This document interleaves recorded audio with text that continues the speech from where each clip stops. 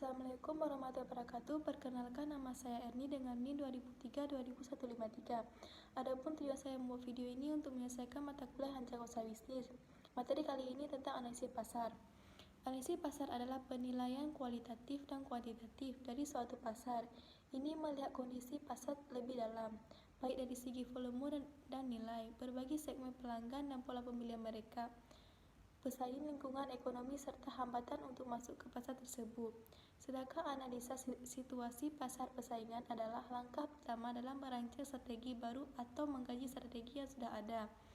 Adapun tujuan analisis pasar adalah menunjukkan kepada inspektor bahwa produsen memahami pasar dengan baik dan pasar tersebut cukup besar untuk memahami bisnis yang berkelanjutan. 5 hal dalam analisis pasar.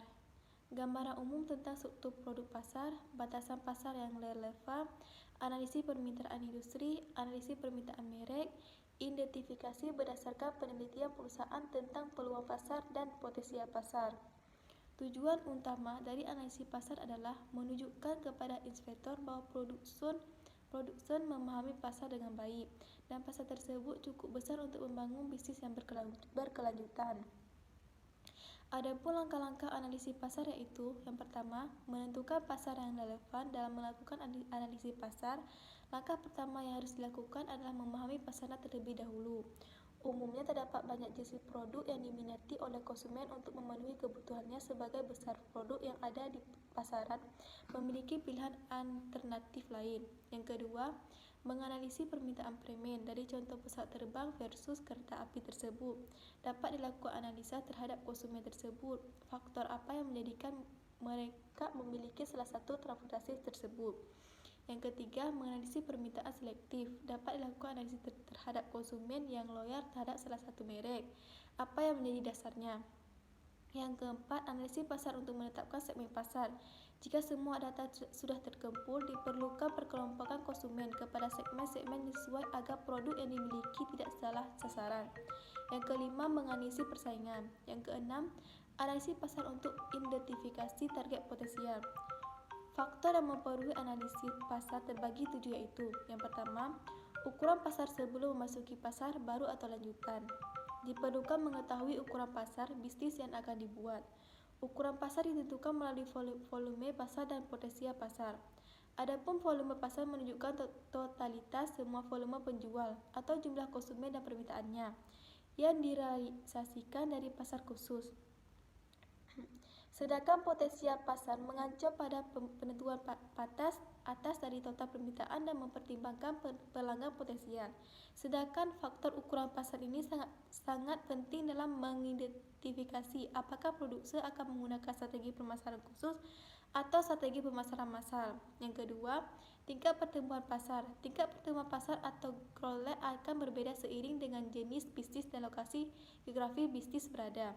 Walaupun begitu, tak menutup kemungkinan bahwa akan ada banyak pasar yang melewati tahap siklus hidup bisnis matura dan checklist.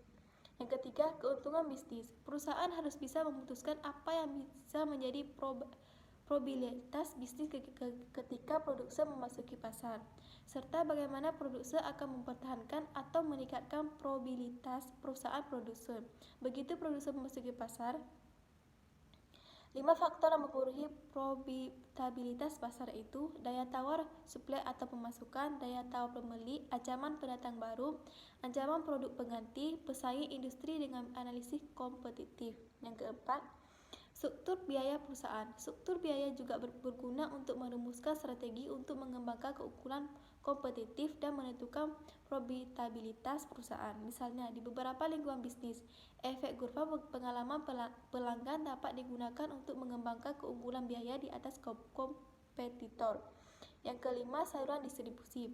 Faktor selanjutnya adalah produsen perlu menggunakan profil distributor dan jaringan distribusi ideal yang bisnis produsen inginkan, sehingga produsen juga dapat mengidentifikasikan seberapa mudah atau sulitnya melakukan distribusi di pasar tertentu. Yang keenam, track pasar adalah penggerakan pasar ke atas atau ke bawah selama periode waktu tertentu.